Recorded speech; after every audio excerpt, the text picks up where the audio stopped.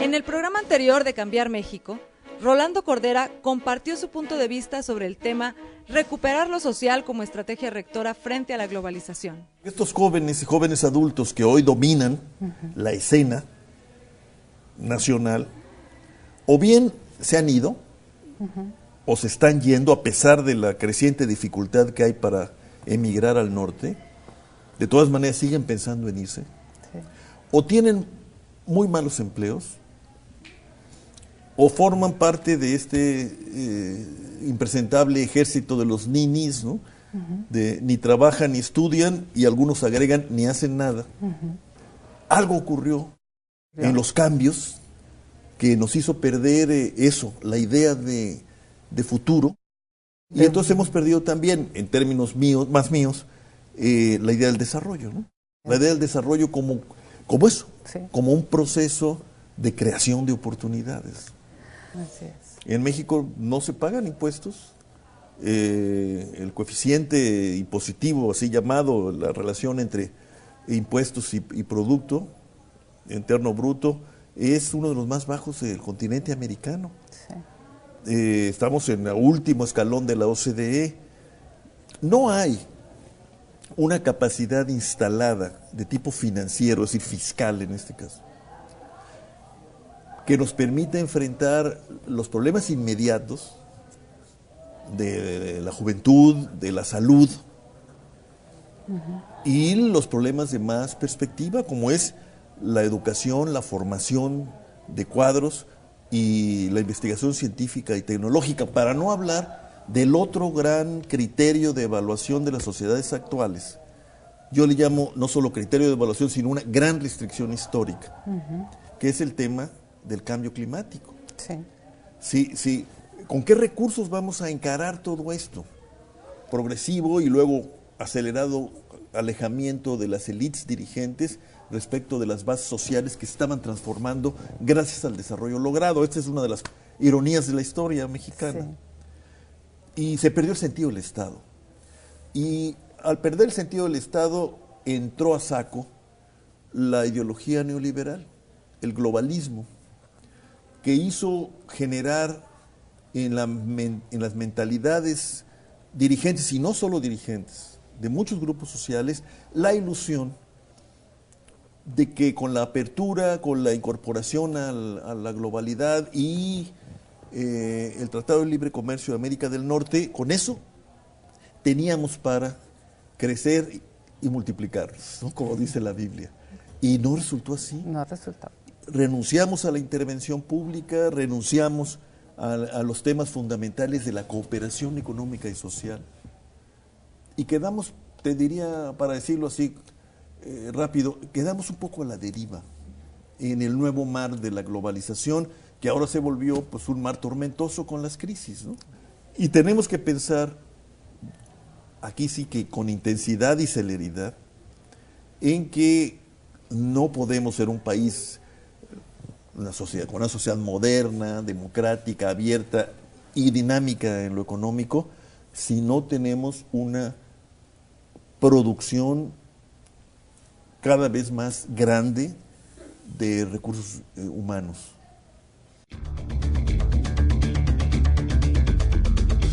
En la emisión de hoy, la doctora Estela Gutiérrez Garza entrevistará a Rolando Cordera sobre el tema recuperar lo social como estrategia rectora frente a la globalización.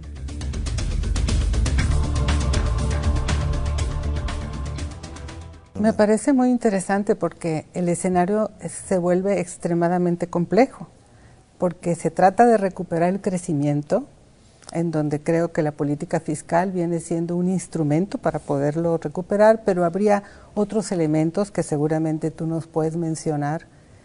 ¿Cuáles serían aquellos que se tendrían que impulsar para recuperar el crecimiento y dejar al lado el estancamiento?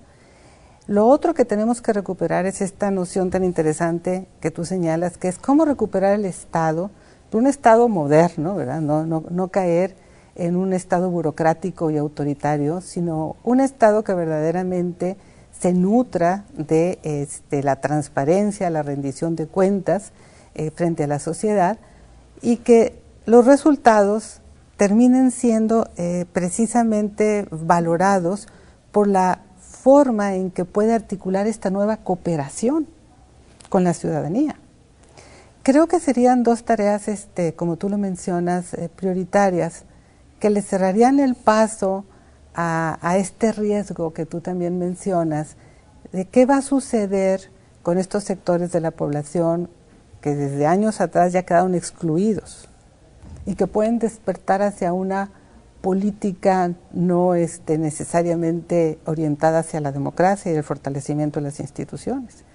Entonces, estos escenarios de recuperación, ¿no?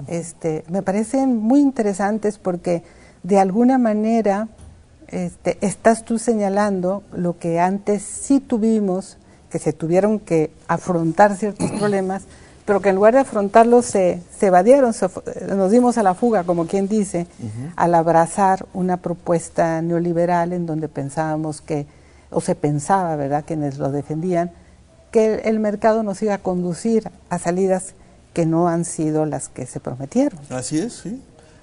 Yo creo que entre las cuestiones que hay que, unas recuperar y otras más bien adaptar, ¿no?, que innovar en ese sentido. Una es que el mercado no resuelve todo, aunque es indispensable.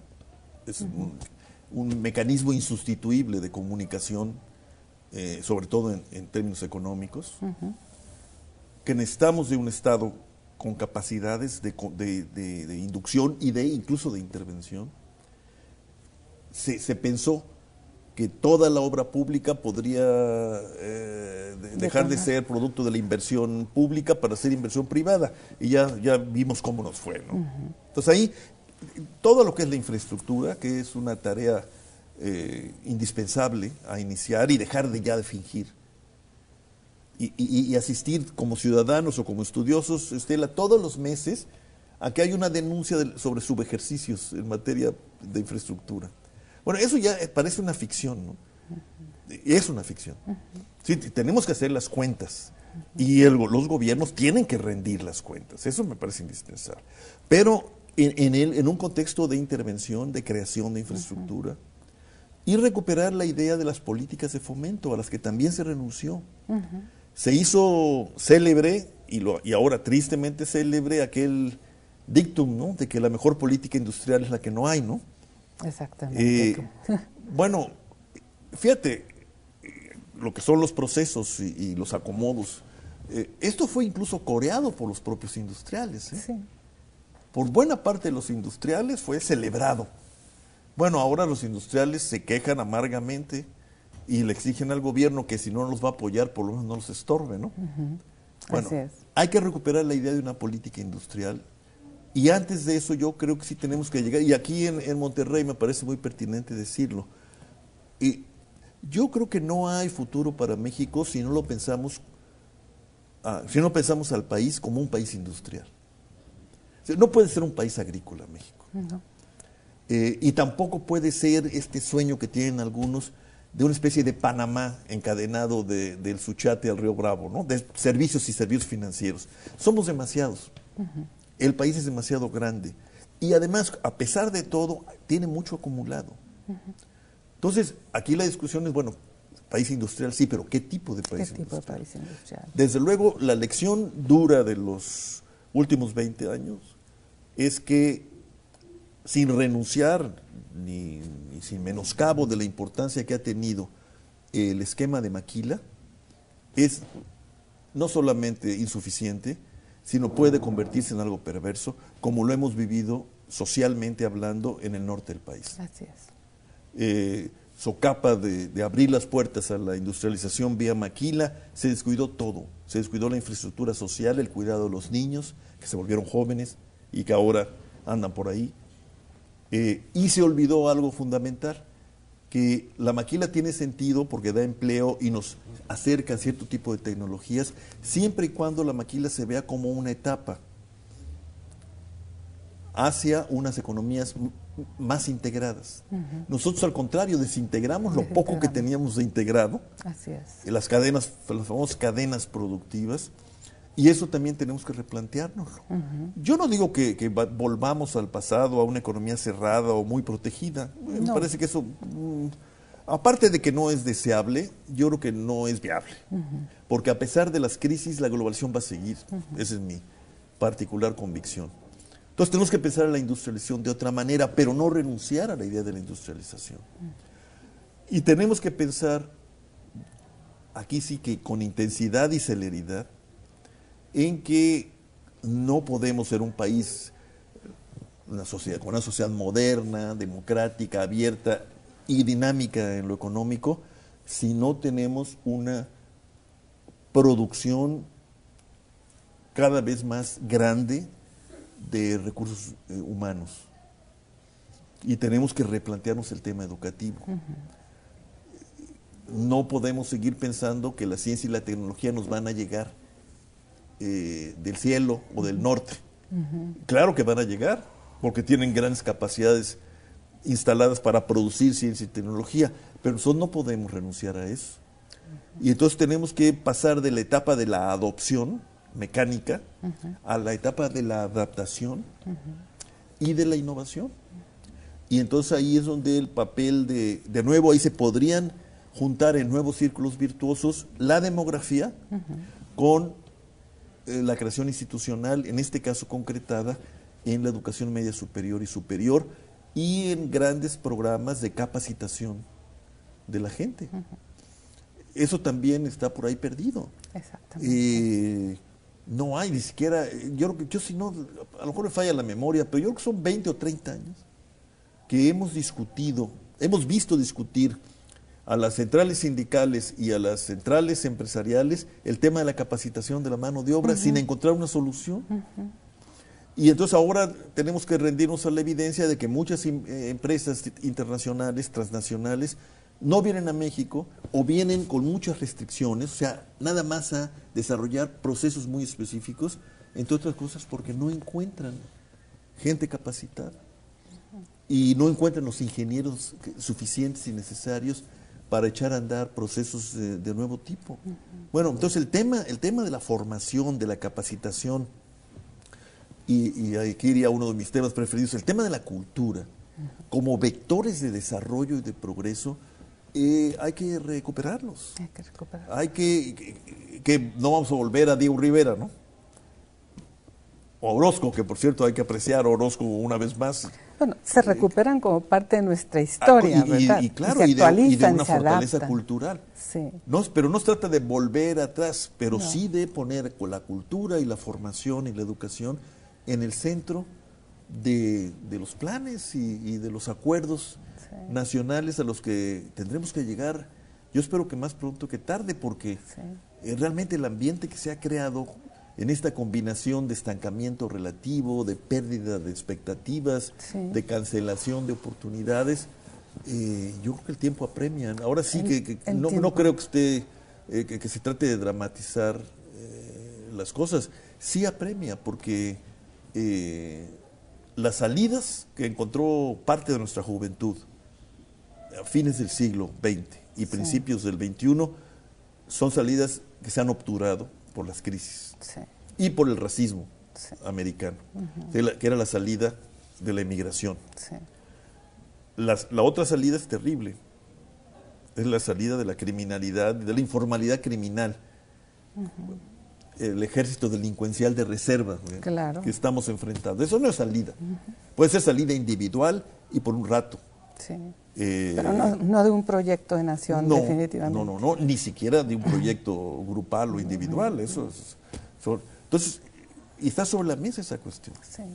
Si pudiéramos convertir estos meses, que son la antesala de la asociación presidencial, en meses de intensa discusión ciudadana sobre este tipo de problemas, y que nos permitieran además revalorar lo poco que hemos logrado, que tampoco es tampoco, ¿no? Tener universidades como estas, tener capacidades industriales para volver otra vez aquí a Monterrey, y tener una política más o menos abierta, con todas las imperfecciones, deformaciones a que nos han sometido nuestros políticos, ¿no? A pesar de eso, tenemos una política abierta, Claro. plural, Sí, que se ha con construido. organismos que eran respetados. Sí.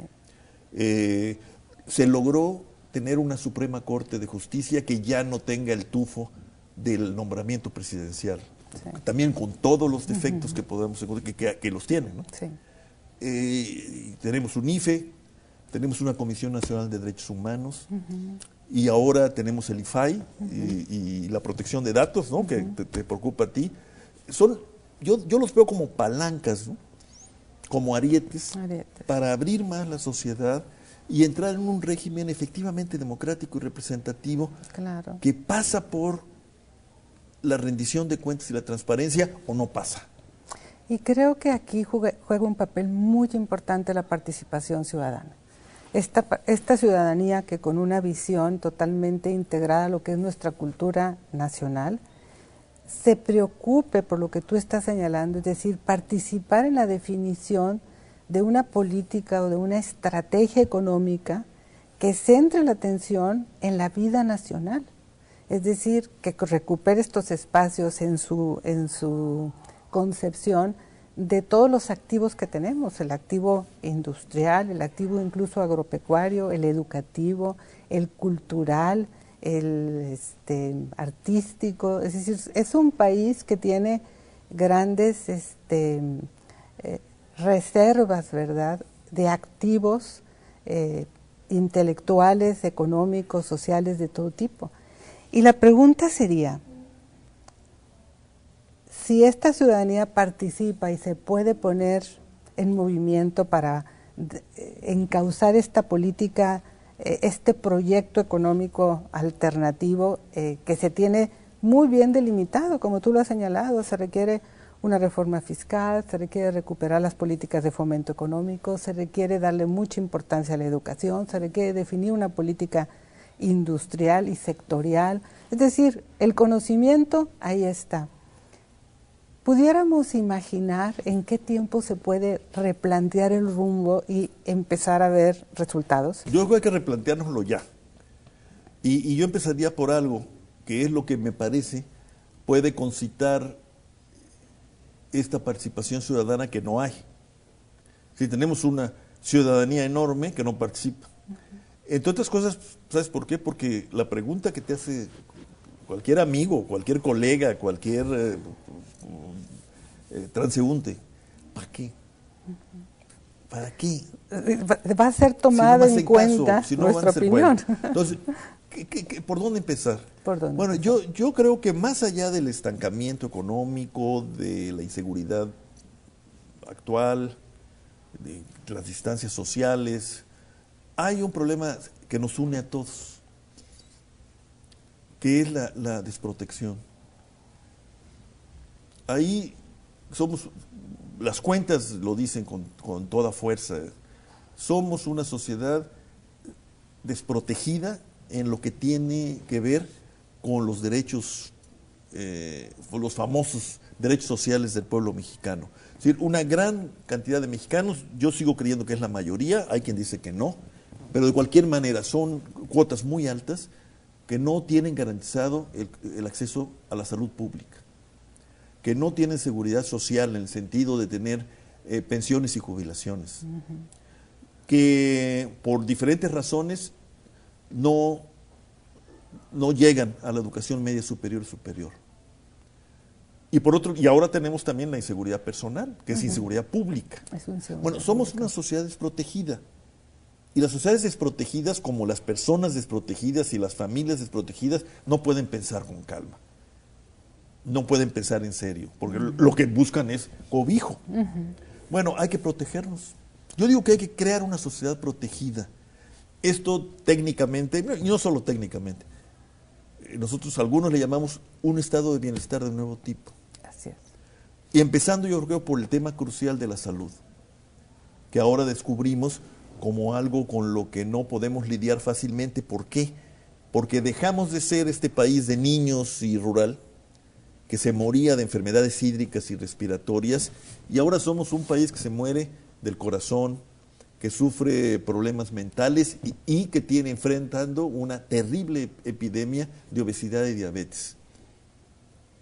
Esto cuesta mucho. No tenemos hoy con qué, y es indispensable enfrentarlo, porque si no nos vamos a quedar, vamos a volvernos además de desprotegidos, diezmados, ¿no?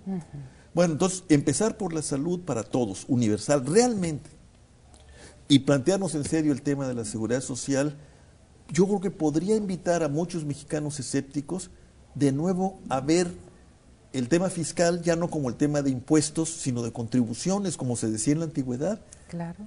¿No? Antes nuestros padres, digamos, hablaban de las contribuciones. Ahora todos hablamos de impuestos y todo el mundo trata de evadirlos o eludirlos. ¿Por qué? Pues porque hay un problema serio de legitimidad del Estado, ¿no? Yo creo que una manera de relegitimar la acción colectiva y su cúspide, que es el Estado, es replanteando las cuestiones. El objetivo no es crecer, el objetivo no es modernizar la planta industrial, no, el objetivo es tener una sociedad protegida en la que el bienestar sea una realidad accesible. Y en función de ese objetivo, reorganizar la economía y plantearnos el tema fiscal y yo digo el tema de la redistribución social, ¿no? Claro. Pero yo empezaría por ahí. Haciendo ver a la gente que lo que nos une es eso, la desprotección. Tú lo ves, bueno, haz un día investigación participante de Huarache.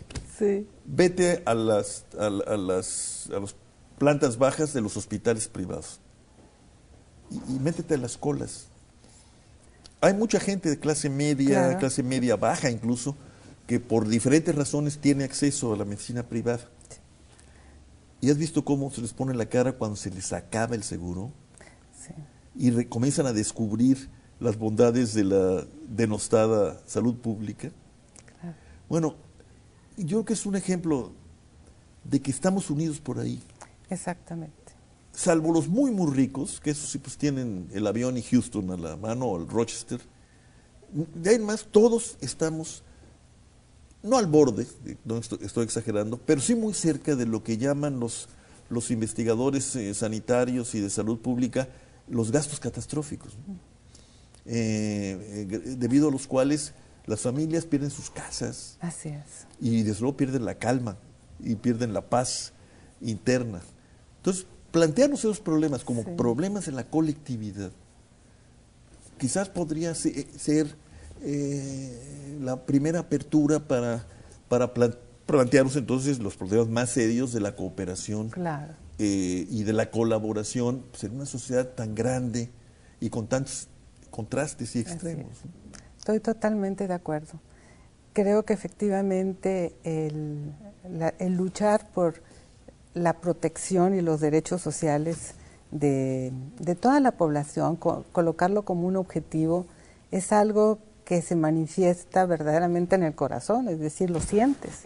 Es identificarte con la economía a partir no solamente de necesidades individuales, sino que tú las aprecias como colectivas, tú mismo, ¿no? Entonces, pues creo que es una muy buena opción para detonar de nuevo el crecimiento y tener la oportunidad, como tú lo dices, de ir resolviendo todos los otros problemas en un proyecto de cooperación colectiva. Rolando, muchísimas gracias por tus aportaciones, por tus conocimientos, y estamos en comunicación y seguiremos realizando algunas otras entrevistas. Yo espero que sí, y gracias a ti y a la Universidad Autónoma de Nuevo León, que me dieron la oportunidad de volver aquí a esta tierra que siempre me ha atraído e intrigado mucho. Muchas gracias.